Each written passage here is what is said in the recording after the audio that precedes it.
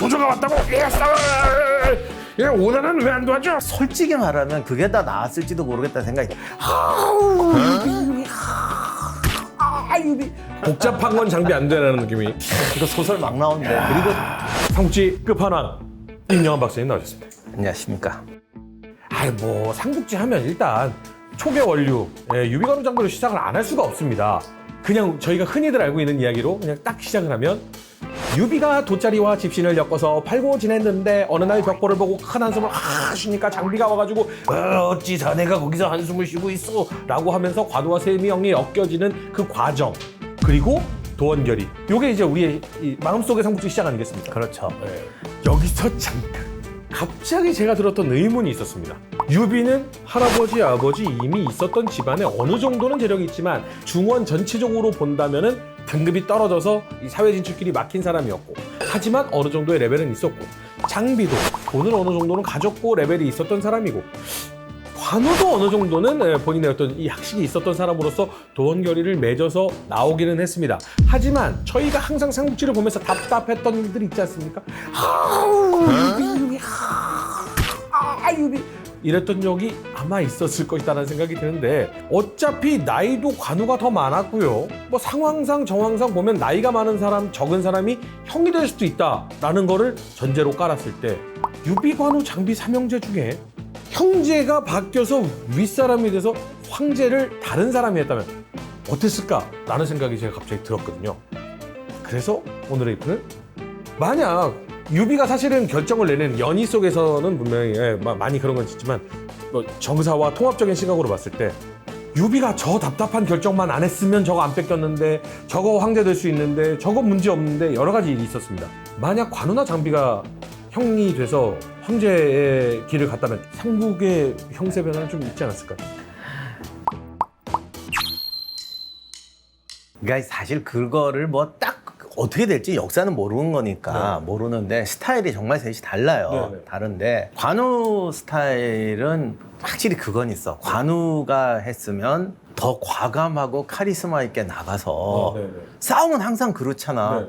전략을 아무리 잘 짜도 지나가 보면 그때 차라리 한 방 팼으면 뭐 이런 거 있는데 관우가 했으면 훨씬 세게 했겠죠. 관우가 했으면 관우가 조조를 죽이려고 했었잖아요. 근데 유비 때문에 못 죽였잖아요. 아 그거는 다 저기 그 나오는 얘기인데. 소설입니까? 예. 그때 조조를 뺐었으면 아니 근데 사실 그거 진짜라고 쳐도 거기서 죽일 수 있었겠지. 그다음 뭐. 그리고 조조라는 조조는 용사도 없어지지만 있잖아요. 딴 사람이 뭐 했겠고 관우, 장비, 유비는 거기서 그냥 죽었을 거고. 그러니까 자객밖에 안 되는 거야. 아 그냥 테러를 하게 되는 그렇죠. 근데 유비나 이 팀이 황제가 되고 나라를 세우는 거하고 자객이 돼서 조조도 죽여서 딴 사람이 왕이 되게 하는 거. 나는 죽고. 그럼 무슨 의미가 있어? 그렇죠. 의미 없죠. 예를 들어서 어느 한국의 어떤 큰 기업 하나가 독점을 하고 있다. 그러면 내가 회사를 세워서 독점을 깬다. 이게 더 의미가 있는 거지. 그렇죠. 그 건물 폭파시켜. 의미 없지. 뭐 있어. 의미 또 없지. 독점할 때 또 누가 나올 텐데. 그게 그릇이 다른 건데 근데 이게 사람들 마음에는 한번 패주고 싶은 마음이 있다. 그럼 있긴 있잖아요. 예. 그러면 유비가 했던 여러 가지 정말 중대한 결정 중에 실수들이 있었잖아요. 이걸 만약에 장비가 왕이 됐을 때 혹은 관우가 왕이 됐을 때는 초기의 운명은 좀 달라졌을까요? 그게 어떻게 보면은 관우 스타일이요. 카리스마 넘치고 멋있긴 멋있어. 진짜 멋있어. 사람이 자세히 보면 부하들 믿고 나를 따르라 하고 긴스머리 달리면서 진짜 앞에 나가고 위기가 닥치면 자기가 직접 출동하고 저기 뒤가 좀 방어가 허술한데요. 걔들이 지킬 거야. 나는 준이를 믿어. 도망가는데 할 수 없지. 뭐 이런 스타일이야.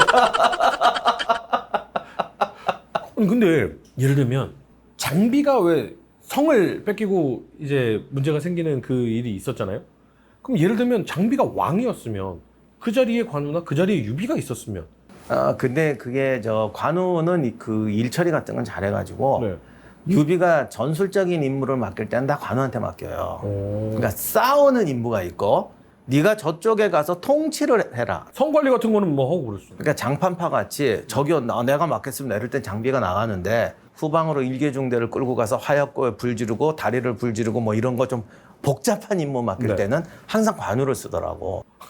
아니 여기서도 장비는 약간 고통받네요. 복잡한 건 장비 안 되라는 느낌이. 여러 가지 정사와 여러 가지 소설과 추측에 의하면 장비도 전략이 그렇게 굉장히 떨어지거나 뭐 멍청하게 술주정뱅이로 나오는 그런 느낌은 아니었을 것이다라고는 많이들 얘기를 하던데. 군인 스타일인데 딱 네네네. 군인 스타일인데 그 이상의 복잡한 임무를 맡길 때는 관우를 쓰더라고요. 형주를 그럼 장비가 맡았다면 어땠을까? 네. 내가 진짜 고민 많이 해봤는데 관우가 형주를 이룬 거는 완전히 투톱으로 갔거든요. 네. 그러니까 이게 대단한 거예요. 그냥 완전히 독자 자율권을 준 거야. 네. 이제부터 네가 그 맡아서 해. 그랬더니 굉장히 과감하게 하나의 국가처럼 움직였어요. 네. 너무 독자 라인으로 간 거야. 그래서 원래는 오나라랑 이렇게 같이 가야 되는 거였고 오나라는 관우가 조조를 붙들어 주기만 원했어요. 그럼 우리가 이렇게 칠게 이런 거였는데 지가 치고 나간 거야. 와. 그러니까 오나라 입장에서 어떻게 해? 차라리 이걸 얘부터 좀 칩시다. 이렇게 되는 거였거든. 그래서 관우가 죽임을 당하게 되는. 네. 그런데 장비였다면 그렇게는 못했을 것 같아요. 오히려 조조가 맹공을 하면 막 결사적으로 막아내고 네네. 또 송권이 뒤에서 치면 또 결사적으로 막아내고 네네. 뭐 관우가 왕이 돼서 여기를 장비가 막았다면 조조하고 치열하게 그냥 이 접전을 벌이고 있으면 그냥 원래의 계획대로 오가 조조를 가서 치고 이러면 촉은 약간 어부지리로 해서 장비 관우 유비가 목숨을 부지하고 더 세력을 넓히는데 형주는 굉장히 중요하잖아요. 솔직히 말하면 결과론이지만 그게 다 나았을지도 모르겠다는 생각이 들어요. 물론 이거는 우리가 결정은 못 내려요. 그럼요. 이거는 뭐 상상이에요. 유비가 왜 관우한테 줬겠어? 장비가 맡았다가 그 소설에 나오듯이 술 처먹고 패가지고 머리 나서 어떻게 알아? 그리고 그 말은 진짜잖아. 너 너무 거세게 달하고 사고 친다. 그러니까 나래도 형주를 못 맡겨서 그랬다간 진짜 사고 쳤을 수도 있는데 관우 스타일은 내가 참 보면은 크게 좀 독자적으로 나가는 것 같고 그래서 도원결이가 감동을 주는 게 그럼에도 불구하고 유비하고 관우가 트러블을 일으켰다는 얘기는 없어요. 유비는 그걸 잘하는. 그러니까 차오르는. 예, 트러블이 났을 때 유비가 하는 말 항상 내가 얘기하겠어. 그러니까 진짜 도원결이 했나 봐. 이건 형아는 확실해요. 네. 왜냐면 관우가 그 얘기를 한 것은 분명히 기록에 남아 있으니까. 그렇죠. 그러니까 결과적으로는 관우의 오바였던 건 맞아요. 그래서 장비가 오히려 사고 안 친다는 전제하에서 꿋꿋하게 지켰더라면 오히려 달라질 수도 있지 않았을까. 이거 소설 막 나오는데 그리고 관우를 한중으로 보내서 관우가 한중을 차지하고 그리고서 그러니까요. 촉을 넘고 그랬으면 관우가 오히려 한중 쪽에서 북부로 올라가고 장비가 형주를 맡아서 지켰어? 그러면 이 전체를 어차피 소설인데 우리 그런 거 하나 쓸까?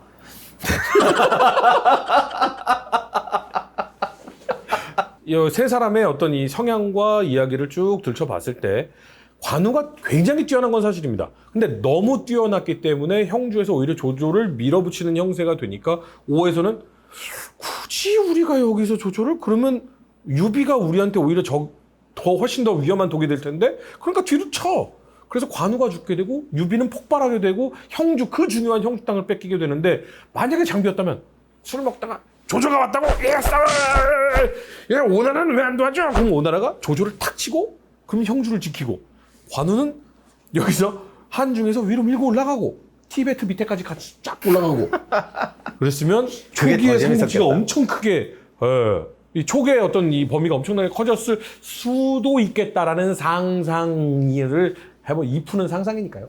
사실은 그 당시 상황으로 보면은 이게 굉장히 급박하게 돌아갔기 때문에 관우한테 맡길 수밖에 없었어요. 뭐 그 결정 자체는 맞는 거예요. 근데 이제 그게 뭐 조금 다른 요건들이 있어가지고 오히려 관우가 촉으로 들어가고 이랬다면 야 다이나믹해졌을 텐데 어떻게 보면 유비가 모든 운이 왔다가 한 번에 나가더라고. 그럼 오늘 이제 한번 정리를 해보겠습니다.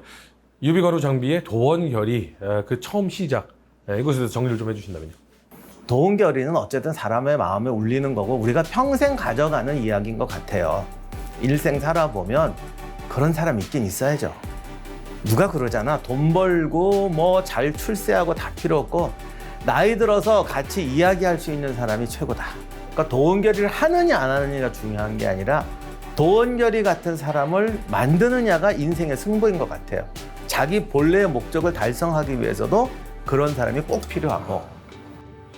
혹시 도원결의를 저희랑 해주시겠습니까? 구독을 한번 도원결이. 우리 구독이라고 하지 말고 나도 이제부터 도원결이라고 해볼까? 도원결이 의를 우리가 함께 멤버십도 도원결. 도원결이 합시다. 우리. 예. 역사에 이 풀안 없다라는 말은 그 이풀을 통해서 위안받고 자기 위로하고 살지 말자라는 뜻에서 나온 말이지, 그 역사를 상상하면 우리가 이랬더라면 앞으로 더 잘 살 수 있었을 텐데, 나는 미래지향적인 발전적인 생각이라면 저는 얼마든지 상상을 해도 괜찮다고 생각하거든요. 저는 앞으로 계속 상상을 해나가고요. 박사님은 계속해서 통합의 눈, 복잡계의 눈으로 삼국지 통합판을 진행을 해주겠습니다. 오늘 수고하셨습니다.